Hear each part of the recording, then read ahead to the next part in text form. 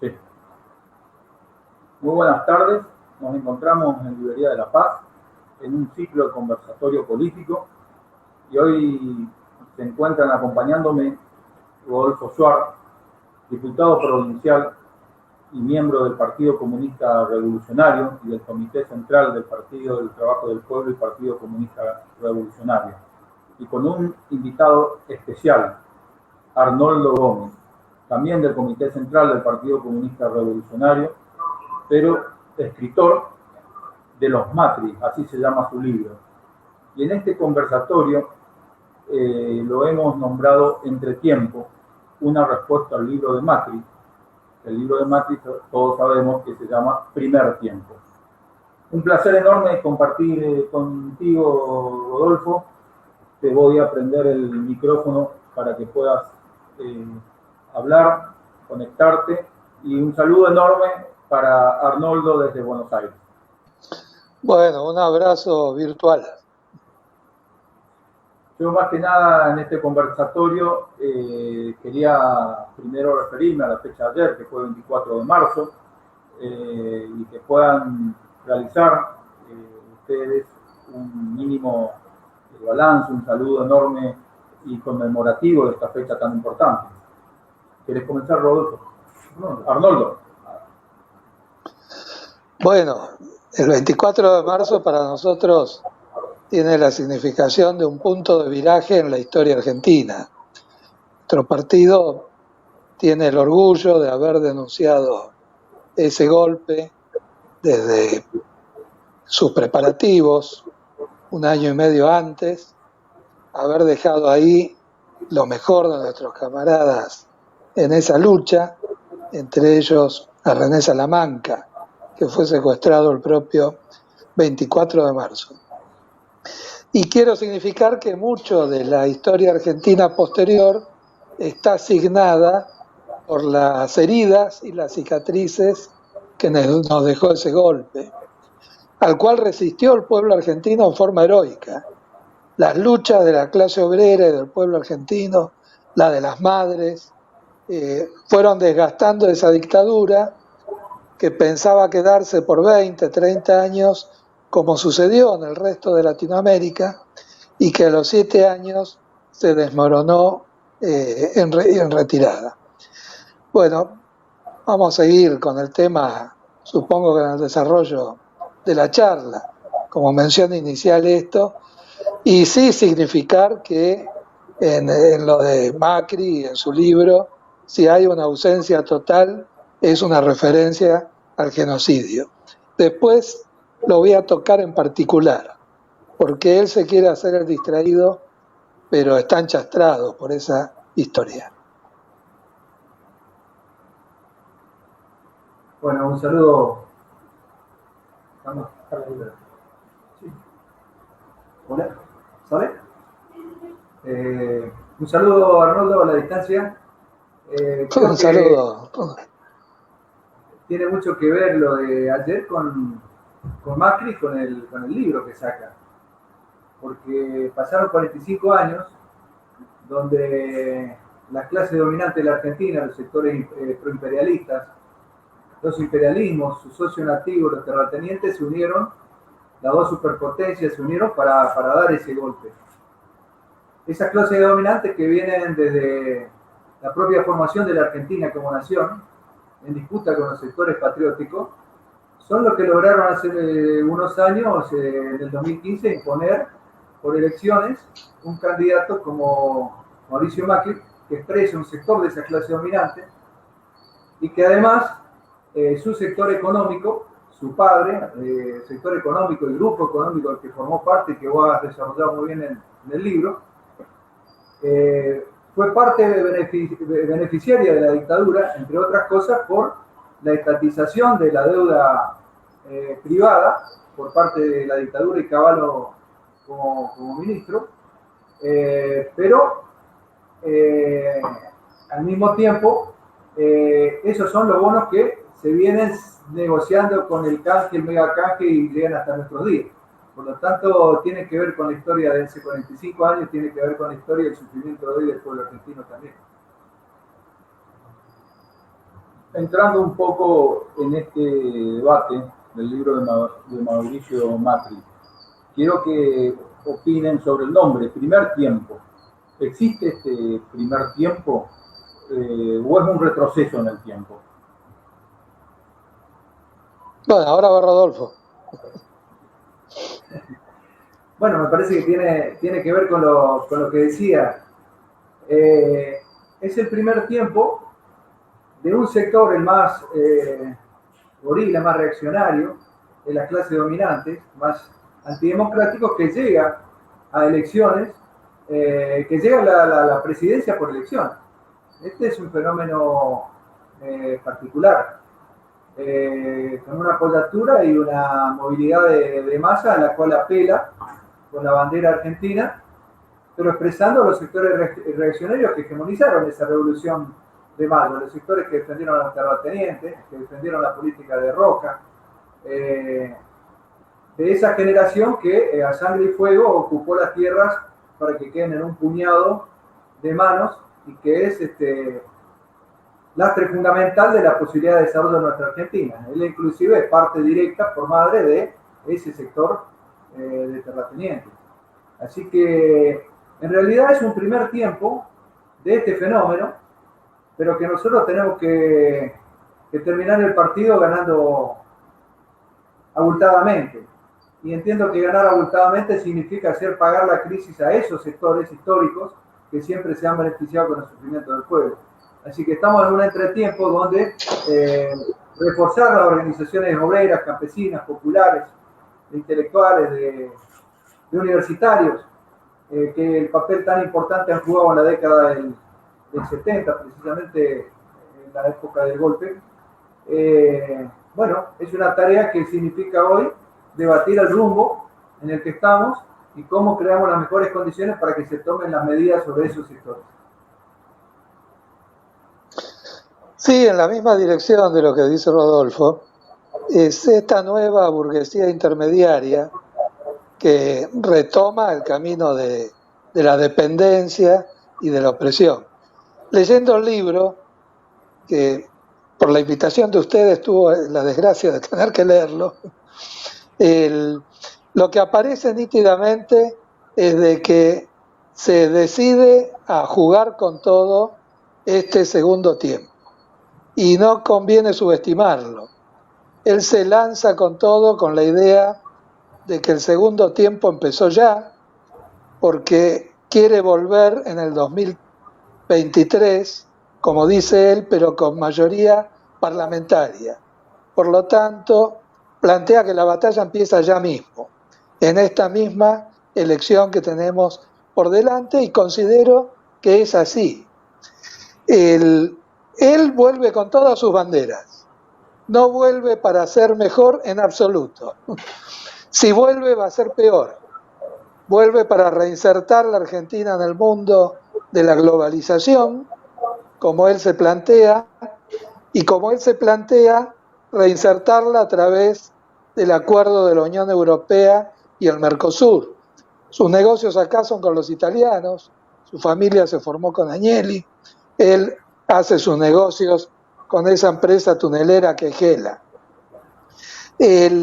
Por lo tanto, vuelve con todo y se lanza mordiendo sobre errores que naturalmente comete el gobierno. Por ejemplo, tiene la infamia de que en sus primeras declaraciones por el libro plantea que si él fuera presidente, las vacunas estarían como para el 80% de la población. Claro, él pega en un tema. El gobierno anda mendigando vacunas por todo el mundo y él como diciendo, yo soy mejor amigo de ese mundo. Pero acá viene de que si el gobierno no toma medidas serias para frenar esta ofensiva de la derecha, medidas como la siguiente: la Argentina hoy está exportando la materia prima de la vacuna. Ha exportado ya más de 30 millones del equivalente para 30 millones de dosis que se fabricaron acá en los laboratorios de Sigman y se exportan para que las envase México, cosa que ha prohibido Estados Unidos y Alemania, que tienen un insumo clave para ese envase. Bueno, yo creo que es hora de que el gobierno tome medidas fuertes, como por ejemplo impedir la exportación de ese principio básico y exigir que la Argentina reciba inmediatamente esos 20 millones de dosis. Claro, para eso tiene que animarse en todo caso a vulnerar la ley internacional de las patentes, ¿no? Bueno, se escucha. Digo, ¿cómo está jugando? ¿Cómo empieza a jugarse el segundo tiempo? Algo que quería agregar es que una particularidad de este sector es que para la segunda vuelta de las elecciones, las últimas elecciones, apeló a ganar la calle, a la movilización de los sectores que apoyaban esta política con propaganda engañosa, y continuó desde el inicio del propio gobierno enfrentando la cuarentena, enfrentando cualquier medida que impidiera que los monopolios siguieran trabajando como querían seguir haciéndolo, como se planteó en Brasil, con las consecuencias que eso significa. Después dijeron que la vacuna era veneno y ahora dicen que necesitamos más vacunas. Mantienen la ofensiva con la bandera argentina, y esa es la dificultad que hemos tenido en este año que pasamos, de la necesidad de movilizar a nuestro pueblo para avanzar en medidas como los que ha amagado el gobierno, como por ejemplo la expropiación de Vicentín, que es una medida correcta, que fue de inicio celebrada, y a la que tuvo que retroceder. Ellos ganaron la calle en apoyo a Vicentín, vaciadores de la Argentina, y que quieren que paguemos la deuda que han contraído ellos. Y bueno, lo siguen haciendo. Por lo tanto, se agrandan ante cada paso atrás de las medidas que se anuncian. Un tema que también está en disputa es la hidrovía. En el tema de la hidrovía, inicialmente parecía que el Estado argentino y los estados provinciales iban a recuperar el manejo que perdieron hace décadas, y vence la concesión a fin del mes de abril, el 31 de abril. Bueno, el sector de Macri, vinculado a sectores de los Países Bajos, hay que tener en cuenta que Bélgica es el que tiene la concesión, una empresa belga. Se habla de relaciones con holandeses para disputar esta privatización, que entendemos que no se tiene que hacer para mantener en manos del Estado lo que significa una importancia fundamental en el transporte de nuestra producción. Los registros son sobre la base de declaraciones juradas de las empresas extranjeras que tienen el manejo de los puertos.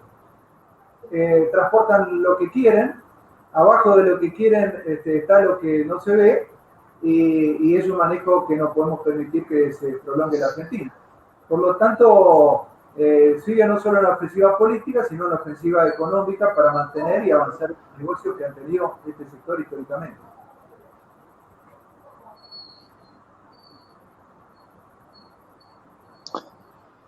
Bueno, el moderador. Sí, no, te toca, Arnoldo. Es un análisis sobre el tema. Es a un toque.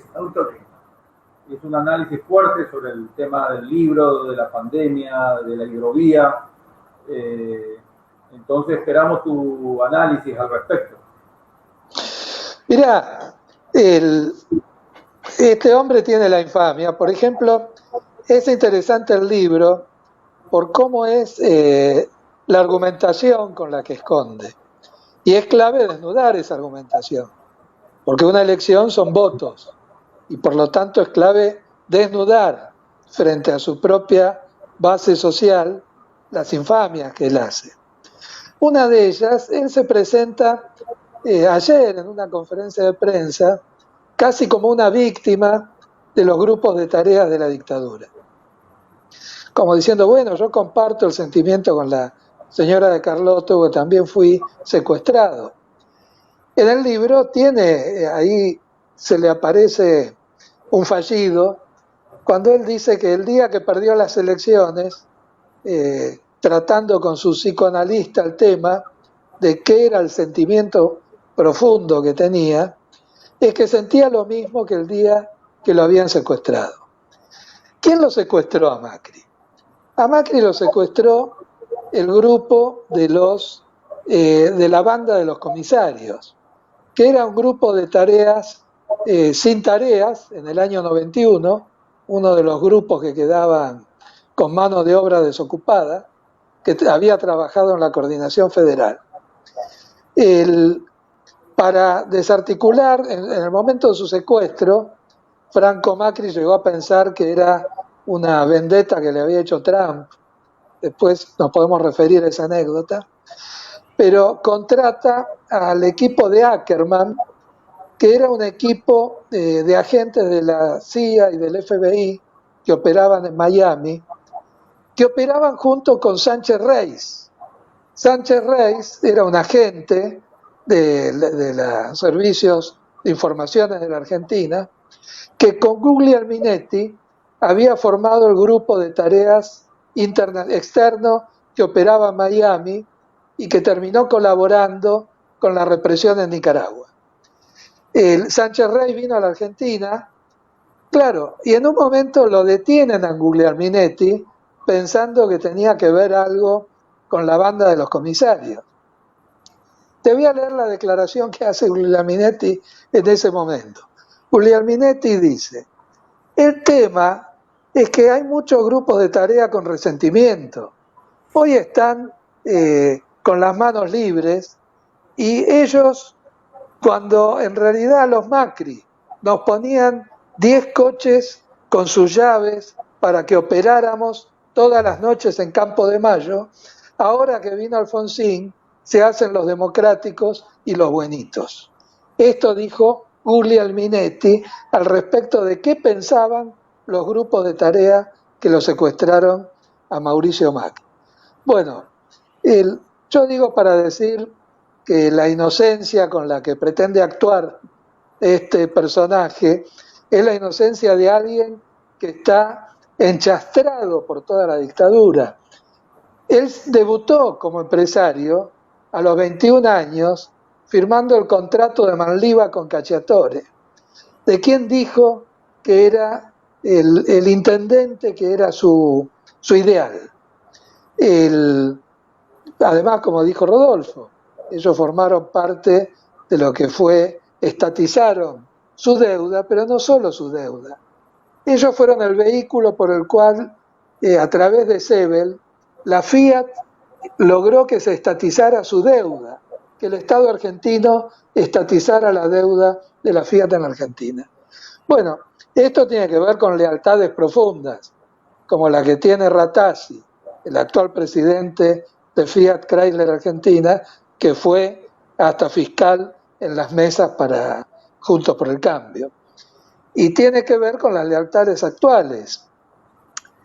No me voy a extender para no hacer largo mi parte, pero un tema a tener muy en cuenta es que Mauricio pasó a controlar el propio grupo SOCMA en disputa con el resto de la familia a partir de su conexión con una empresa italiana que es Gela, la empresa que hace túneles en todo el mundo y que quedó con el túnel a medio hacer del soterramiento del Sarmiento, obra que está pendiente.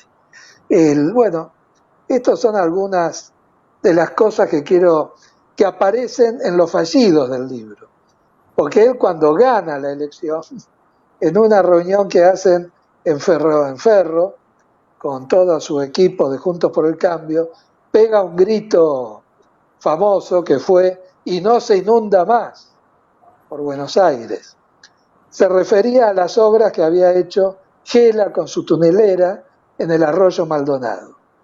Este fue el gran negocio de su intendencia, así como el soterramiento del Sarmiento fue su gran negocio en la presidencia. Negocio que hoy está viendo qué hace el Estado argentino. Nos podemos referir después a eso.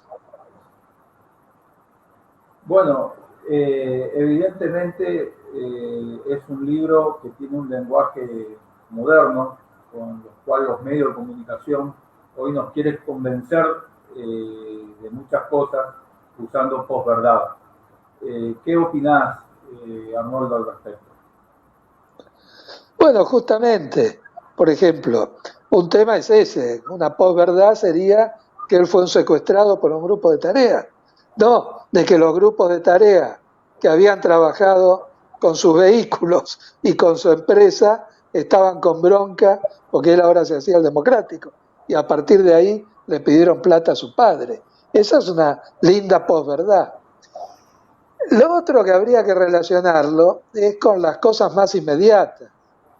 Él balancea en su libro que en sus 2 primeros años de gobierno hubo cierta reactivación, que hubo cierta creación del empleo, pero claro, él tapa el fenómeno de que él dice esta reactivación se logró con un dólar bajo control en 16 pesos.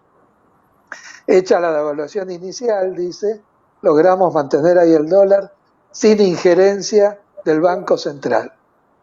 ¿Cómo sin injerencia del Banco Central? El Banco Central pagaba las fabulosas LEBAC para que los capitales golondrinas inundaran de dólares la plaza y le daban ese interés fabuloso que no obtenían en ningún lugar del mundo. Eso duró un par de años. Esa ilusión duró hasta el momento en que se acabó el crédito internacional, que fue a fines del 2017. Y se acabó el crédito en el momento que, como él sí refleja en su libro, me inundaron de piedras el Congreso y no me permitieron avanzar con la reforma laboral y con la reforma impositiva. Bueno, ahí viene, cuando se trabó la reforma laboral y la reforma impositiva, es cuando esos capitales dijeron se acabó el crédito. También se había acabado la posibilidad de seguir estirando ese crédito interno con las LEBAC. Y ahí empezó el principio del fin. A fin del 2017 empezaron a retirarse los golondrinas, él quiso resolver la situación bajando la tasa de interés para ver si había una reactivación del mercado interno. Poco después se provocó la devaluación que llevó el peso de 16 a 25. Bueno, ahí lo pusieron a su amigo Caputo al frente del Banco Central, que como él dice logró una tregua de 3 meses con el dólar a 25. ¿Cómo fue esa tregua? Porque tiene que ver con el presente. Esa tregua se logra porque Caputo logra que los fondos como el Templeton y otros pusieran bonos en pesos apostando a sostener el valor del dólar. Esos bonos perdieron plata, aguantaron 3 meses y otros bonos le jugaron en contra y vino la devaluación a 46 pesos cuando ya nada pudo sostener la cosa, llegó el Fondo Monetario y pasó a intervenir las cajas. O sea, el Fondo Monetario le dio 45.000 millones de dólares para que estos fondos se pudieran ir y intervino las cajas, la caja del Banco Central e intervino el presupuesto. Cuando hace eso el fondo, hay un par de bonos que quedan atrapados. Esos fondos que quedaron atrapados, cuyos bonos vencían en el 2020, son los que presionaron por la devaluación contra el actual gobierno al fin del año pasado. Por eso nosotros decimos que fue un error la salida que tomó el Ministerio de Economía, que es para calmar esa devaluación, les concedió bonos en dólares por 4.000 millones de dólares. O sea, el pasado y el presente están enlazados. Como dijo Rodolfo, si la crisis no se descarga con todo contra esos sectores, esos sectores se envalentonan y son capaces, como han hecho ahora, de pensar que tienen un segundo tiempo. Esto, las marchas de ayer, la magnitud de las marchas de ayer, muestran que en cuanto el pueblo argentino olfatee este retorno, va a haber una reacción grande que lo va a impedir. El pueblo argentino es muy experimentado en esto. Rodolfo, esta situación de que sale un libro a contar un primer tiempo y por otro lado como un dirigente de izquierda muy ligado a los movimientos sociales, a los sectores más vulnerables que tanto perdieron con la presidencia de Mauricio Macri. ¿Cómo ves esta posibilidad de que él tenga un segundo tiempo? La batalla cultural, ¿cómo debe incidir para que eso no suceda? Bueno, eso sería gravísimo. Nosotros, como parte de muchos de los sectores populares, hemos dado batalla todos los días en las calles, en las rutas, en las fábricas, en las aulas, contra esta política. Y tratamos de que se exprese en las elecciones esta unidad que se dio en la lucha, llamando a un amplio frente que fuera programático, público y equitativo, de todas las fuerzas que enfrentaran a este sector de la clase dominante hegemónico, con el apoyo principal del imperialismo más agresivo en América, representado por Trump, que es la explicación para lo que acaba de decir Arnoldo de los 45 millones de dólares, violando todas las normas del Fondo Monetario Internacional para sostener precisamente a este gobierno. En esas circunstancias dijimos hacer un amplio frente de unidad que se expresó en el frente de todo a nivel nacional y en el frente chaqueño a nivel provincial. Y dijimos que se unan ahí los que denunciaron esta política, se manifestaron por lo menos los medios en contra, los que votaron en la Cámara de Diputados y Senadores en contra de sus políticas de ajuste, y los que estuvimos en la calle y en las luchas todos los días. Al mismo tiempo dijimos que para abrir un camino liberador con la lucha popular, entendiendo que no iba a ser una cuestión automática, al contrario, estábamos en un tobogán, dijimos, en el infierno, y que si no se tomaban medidas sobre estos sectores beneficiarios de esta situación, no íbamos a poder salir de la misma.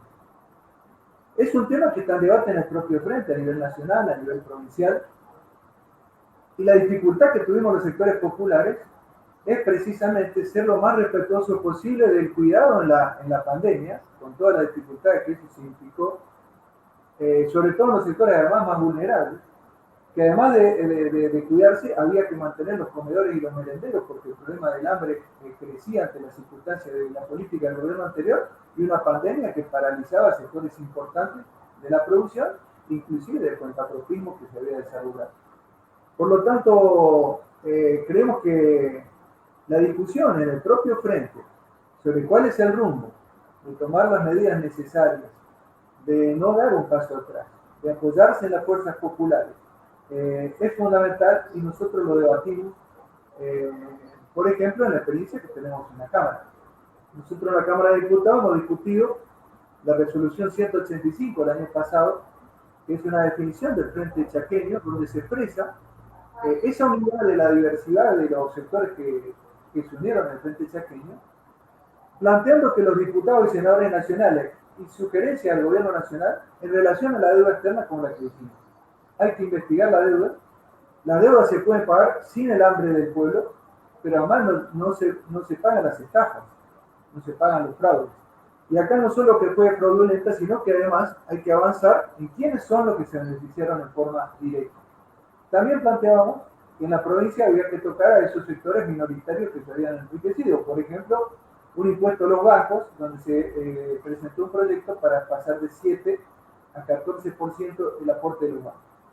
Y está en discusión una ley de aporte a los principales latifundistas terratenientes de la provincia, porque pagan por año, por hectárea, menos que el valor de una gaseosa. Pero como no hay que tocar a esa mayoría que está en condiciones difíciles, hay 500 que tienen son el 1,30 de las explotaciones que tienen casi el 40% de la actividad.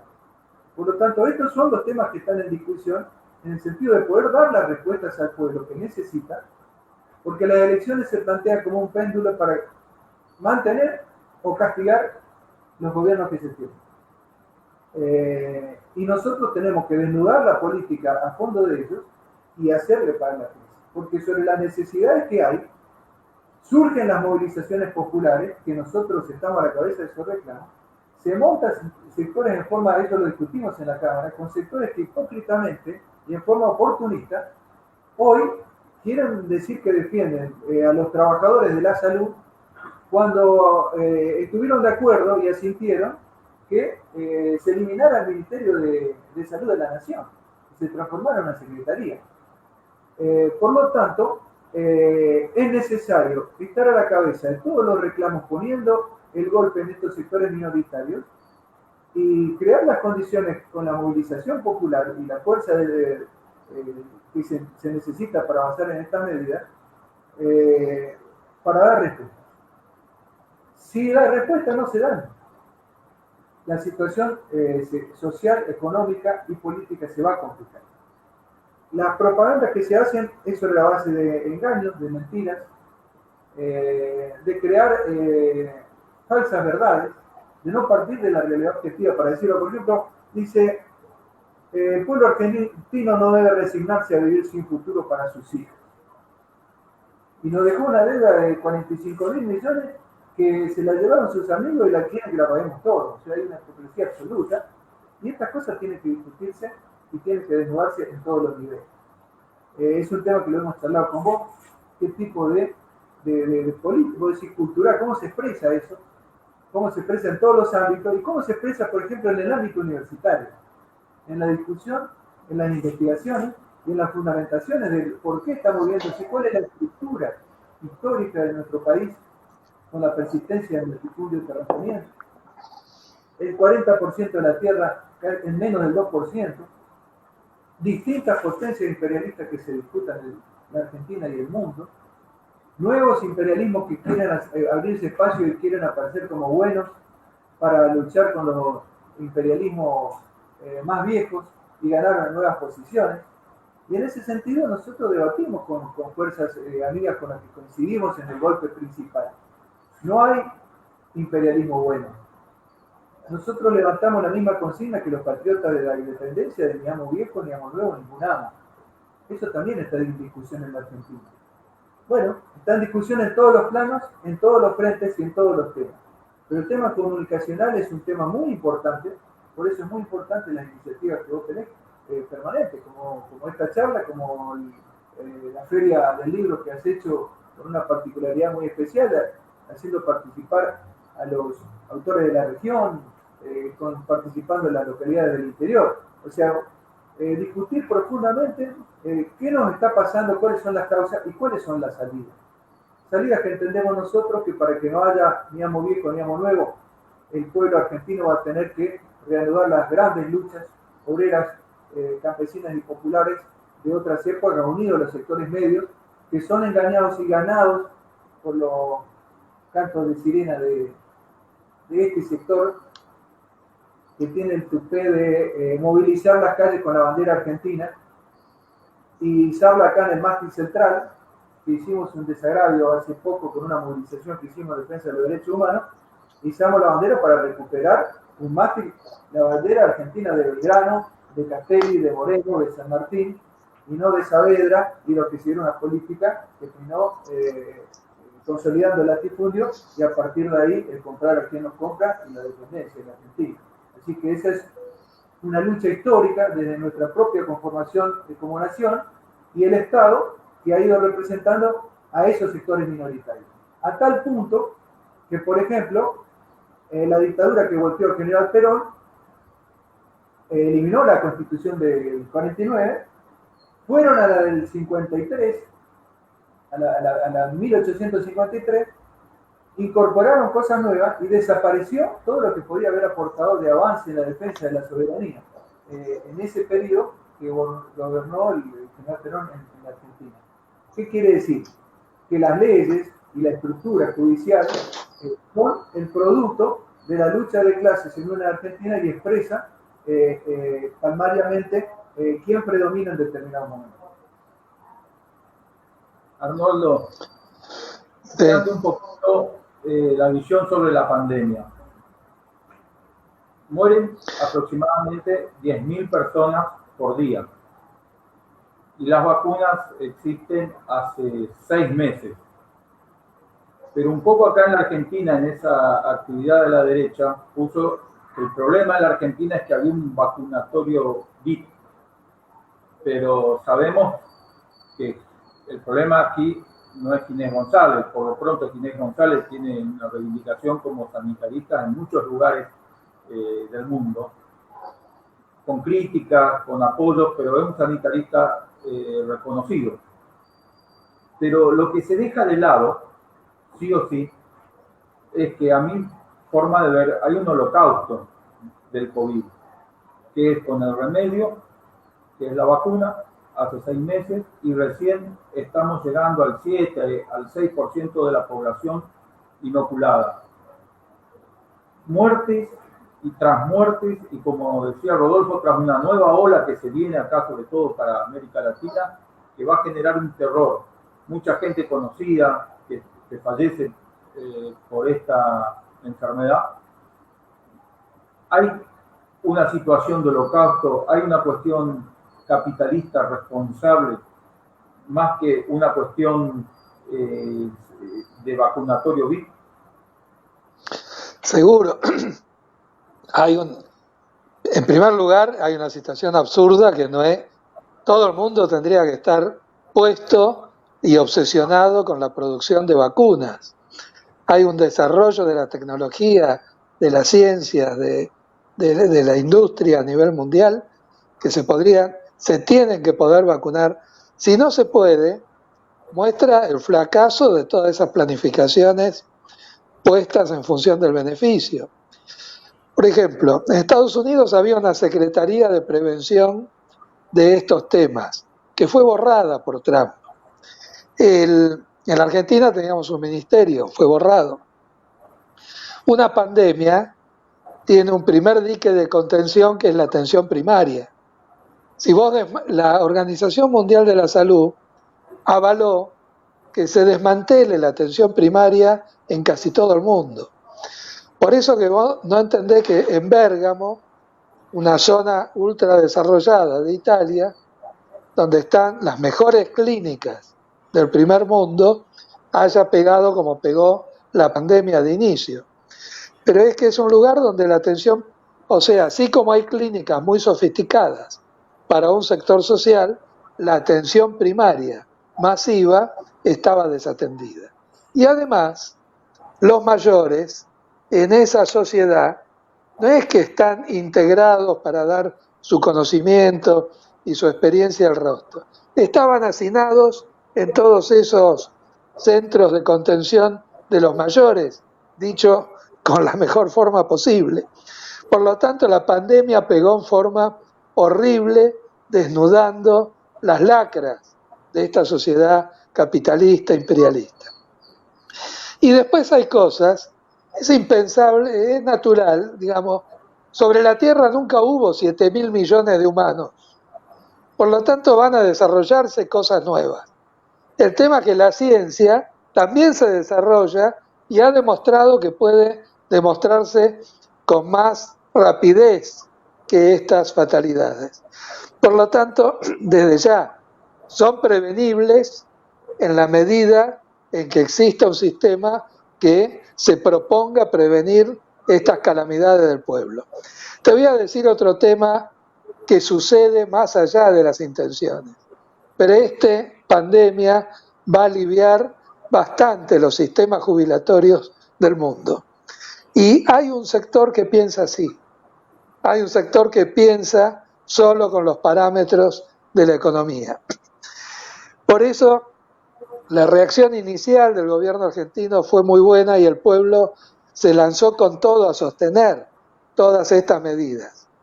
La cuarentena es una gesta heroica del pueblo argentino que se la hizo en medio del hambre, en medio de múltiples necesidades y sostenida por la solidaridad popular. Pero, como a una altura dijo Alderete, no hay cuarentena que aguante con hambre.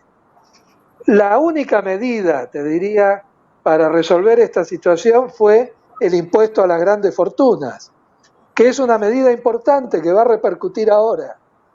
Si algún elemento tuvo, por ejemplo, el mes de marzo y febrero para calmar el dólar, así como antes señalé un elemento negativo del gobierno que fue ceder los bonos, el otro elemento es que ahora el dólar en alguna medida lo calma, que una parte de esos 12.000 ricos han tenido que sacar dólares del colchón para pagar el impuesto a las grandes fortunas, y eso está conteniendo en este momento, junto con el valor de la soja, al dólar. O sea, la articulación de la emergencia sanitaria tiene que ir unida a la articulación con las medidas de emergencia económica, como es el impuesto a las grandes fortunas, como ahora se pelea el impuesto de techo, tierra y trabajo, o como los proyectos que planteó recién Rodolfo respecto del Chaco. La articulación de estas dos cosas y la suspensión del pago de la deuda son fundamentales. Y otras medidas, como son que nosotros necesitamos una diplomacia que enfrente la política de las patentes. Tenemos que unirnos con los países del tercer mundo que enfrentan las patentes. La Argentina tiene varios desarrollos propios de vacunas que hay que desarrollarlo, hay que articularlo, por ejemplo, con las que tiene Cuba. Y hay que desarrollar una política, porque además hay un tema, está el siguiente tema, Rubén. Hoy es clave conseguir vacunas como sea para frenar la actual etapa de la pandemia. Pero acá va a haber que vacunar todos los marzos de cada año a 40 millones de argentinos, porque esto va a ser como la gripe. Una vez que un virus llega, existe, se instala. O sea, va a hacer falta la vacunación masiva todos los años. Otro de los crímenes de la política macrista fue que la Argentina, que tenía el plan vacunatorio y el sistema de producción de vacunas más elevado de Latinoamérica, fue prácticamente desmantelado. Entonces, estos son crímenes contra el pueblo, tiene que ser dicho y denunciado. Y después hay temas culturales que han, como decís vos, que han inficionado a la política y, por ejemplo, a la teoría económica. Macri y su corriente logró instalar la idea de que el origen de la debilidad de nuestra moneda está en el déficit fiscal. Es una gran mentira, una gran falacia económica. Estados Unidos tiene un déficit muy superior al nuestro y no hay moneda más fuerte que el dólar. El tema de la emisión es si la emisión va a la producción o no. Entonces, por ejemplo, el gobierno tomó medidas muy buenas, como fue el IFE y el ATP, pero al tomar esas medidas sin controlar que vayan a la producción, esa plata en el bolsillo del pueblo duró, ¿cuánto dura? Una semana. Inmediatamente se derrama y permite en alguna medida que subsista el pequeño comercio y alguna pequeña industria, pero inmediatamente se concentra en los grandes grupos que monopolizan el mercado interno argentino. Y esos grupos son los que fueron a la especulación. Entonces, no hay control de precios, no hay fin de la inflación si acá no se toman medidas serias que no pasan por parar la emisión, sino que la emisión del Estado sea para la producción y que la redistribución se haga con medidas impositivas como las que proponía Rodolfo para el Chaco o como el impuesto a las grandes fortunas. Hay que sacarle a los que monopolizan y sobre todo a los monopolios extranjeros en el mercado interno nuestro para que vaya al consumo y al aumento de salarios. Y el Estado tiene que emitir para producir. Por ejemplo, tenemos litio, tenemos una fábrica que fue el origen de toda la industria automotriz argentina, como es FADEA en Córdoba, por suerte por una medida del kirchnerismo todavía en manos del Estado. ¿No se podría lanzar la Argentina con fondos estatales y en una alianza con Bolivia a producir el coche eléctrico para toda Latinoamérica? por ejemplo. O sea, si la Argentina no se escapa con proyectos hacia el futuro, va a ser difícil salir de esta situación. Y eso es lo que hizo Perón cuando creó la Comisión de Energía Atómica en aquella década. Todavía somos un puntal mundial en ese aspecto. Bueno, la Argentina tiene que tomar algunos desarrollos de punta, porque el cretino de Macri todavía en su libro se ufana de ser el modernizador. Él dice, nuestro cambio es la modernización. ¿Y la modernización qué es? Es Internet, es Mercado Libre, es Galperín, es Migoya, esa es la modernización de Macri.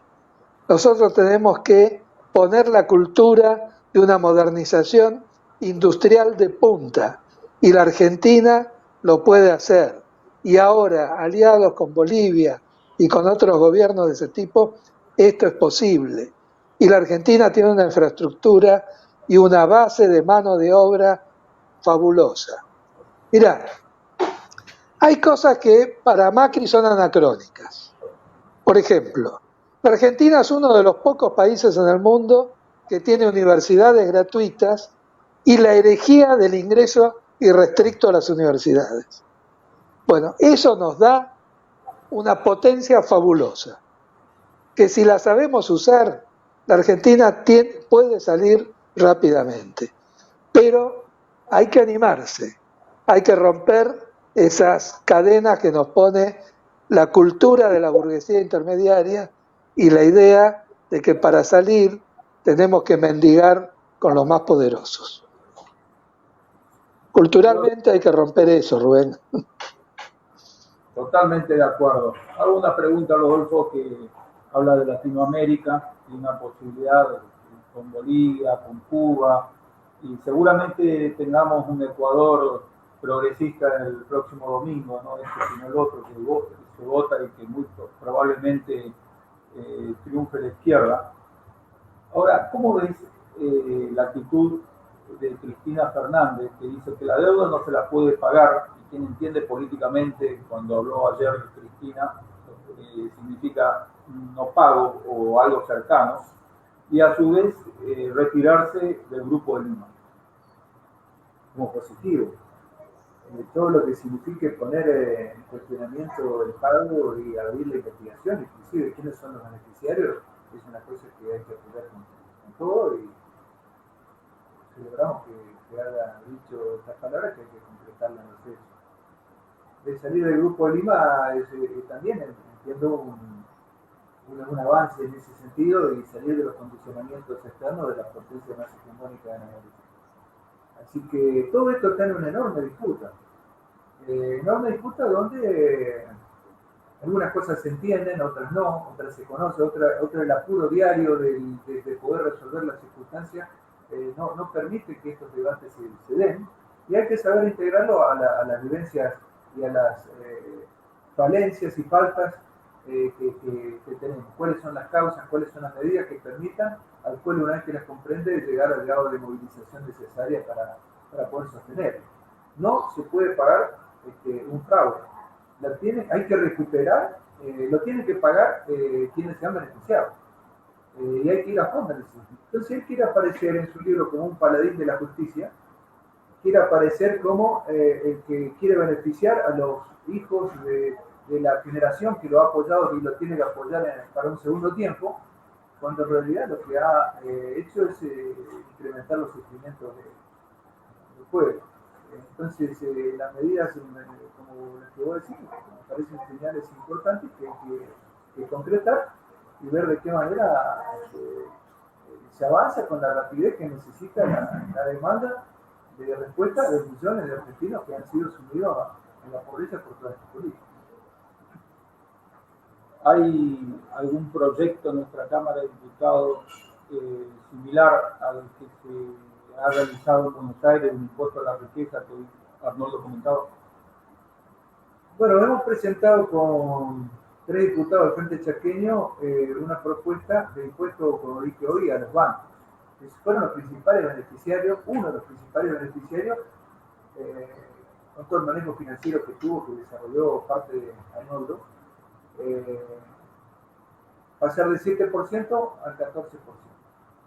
Eso no pudo prosperar. Como parte de las idas y vueltas y las frenadas y las presiones a las que hay que superar, con la dificultad que decía que sin la movilización afuera que apoye este tipo de cosas, aparece en soledad. La otra es que está a presentarse el impuesto a los grandes activos, a los sectores terratenientes, que son un puñado, de 25.000, 26.000, más de 26.000 que aparecen como propietarios, serían unos 500. Pero unos 500 que tienen casi el 40% de la tierra y que pagan, y si vemos la cotización sobre la base que se cobran los impuestos, es una vergüenza. Se pone en discusión todo el tema impositivo y cambiar el código tributario para ir a un criterio de capacidad de pago. Y no como el que existe actualmente, donde hay una queja de los sectores de pequeños y medianos productores, comerciantes, industriales, de capas medias, que efectivamente tienen una carga muy, muy grande y también se aprovechan los sectores monopólicos de terratenientes que arriendan en algunos lugares hasta el 40% del valor de la producción y a veces por adelantado en algunas zonas del país. Bueno, eso es lo que hay que ver, hay que presentar propuestas que las estamos elaborando y que en los próximos días vamos a presentar. Arnoldo, Sí. esas dificultades de los tiempos hacen de que tengas que hacer el cierre de lo que quieras, tener unos 5 minutos tranquilos como para poder despedir esta mesa, este debate. Y un placer enorme de tenerte en forma virtual. Se te extraña obviamente en la provincia de Chaco para que puedas presentar tus próximos libros. Bueno, muchas gracias, Rubén. Va a ser un gusto y de alguna forma vamos a estar presencialmente. Mira, hay este tema de la hidrovía abre una cuestión importante en la agenda del año. Así como la concesión de la hidrovía cae, en este ciclo del 21 al 24, caen todas las concesiones que hizo Menem. Por ejemplo, la del Nuevo Central Argentino, la del Ferro Expreso Pampeano, la de, bueno, las ferroviarias, las portuarias, todas esas concesiones. Fue una concesión que es una venta por tiempo limitado, fue una venta por 30 años. Entonces, esto abre una oportunidad muy grande de recuperar patrimonio nacional. Un joven que estaba en la multisectorial del Chaco, que pide que se derogue la 949 sobre la hidrovía, el decreto que convoca a la nueva licitación internacional, me decía, podemos ser la generación que recupere el patrimonio nacional. Yo me puse un poco triste, digo, este pibe me ve como que nosotros somos la generación que lo entregó. Bueno, no pudimos, la verdad es que no pudimos frenarla. Pudimos del astillero en algún lugar. Pero esto abre una gran posibilidad. Y dentro de la batalla cultural que se va a entablar, es una por crear corriente de opinión a que recuperemos posiciones nacionales en todas estas concesiones que caen. Es una gran oportunidad para rectificar el rumbo histórico de la Argentina, o se lo usará como una nueva gran renegociación. Por eso, un tema es no pagarle al FMI, pero el otro tema es, digamos, confiar en que hay otros que son buenos, como se dijo en el discurso de Cristina, que hay otros que son distintos, como Rusia y China. Ojo, en los contratos de los trenes con China, con los trenes concesionados, en ese periodo de kirchnerismo también entregamos patrimonio. No hay, como dijo Rodolfo, imperialismo bueno, imperialismo malo. Y la Argentina es un país multicolor con los imperialismos. Porque la banda de Occidente, o sea, la banda de los que tienen atrás al imperialismo yanqui y a Wall Street, y que entregó para eso, que sería la banda de los amarillos, tiene como jefe a un tipo de los italianos, que es Macri. Y frente al gobierno del Frente de Todos, bueno, Alberto tiene mucha idea de poderle conceder a Jean de Null y hace muchos gestos hacia Europa. Entonces, la Argentina es un país donde tenés que mirar en concreto los intereses que son en beneficio del pueblo y de la nación, poner el golpe principal programáticamente son los amarillos, porque son los que ofrecen un programa coherente a las clases dominantes y a los imperialismos, a su conjunto. En cambio, para las clases dominantes, el Frente de Todos es un frente peligroso. Bueno, ahí estamos. Hacia dónde rumbearemos depende mucho de qué empuje cultural demos, como planteas vos de la librería, y qué empuje le meta de abajo el pueblo argentino para aprovechar estas mejores condiciones que tenemos para la lucha, bueno, y zafar de esta historia de dependencia, ¿no? Arnoldo, un placer de escucharte. Espero que muy pronto podamos compartir presencialmente acá y si la pandemia recrudece, bueno, estaremos nuevamente de esta forma virtual. Muchas gracias por estar, gracias Rodolfo y nada, que hasta muy pronto. Estos conversatorios siguen para divulgar ideologías, ideas que tienen relacionado con la inclusión, con la izquierda, y un placer enorme poder conducir esto en la empresa Librería de la Paz, y hasta muy pronto. Un abrazo y muchas gracias, Rubén. Bueno, un saludo y un agradecimiento de parte mía a Rubén por esta iniciativa. Le agrego un punto que nos quedó en el desarrollo, que es la nacionalización del comercio exterior. Un tema fundamental para el manejo de los recursos que hacen falta también, no solo que no se vayan, sino que entren. Así que agradecido por esta oportunidad, que no es la primera y tampoco va a ser la última, porque el debate es muy necesario para fortalecer a los sectores nacionales y populares. Muy agradecido y un saludo a Arnoldo, un abrazo grande. Chao, un abrazo, Rodolfo.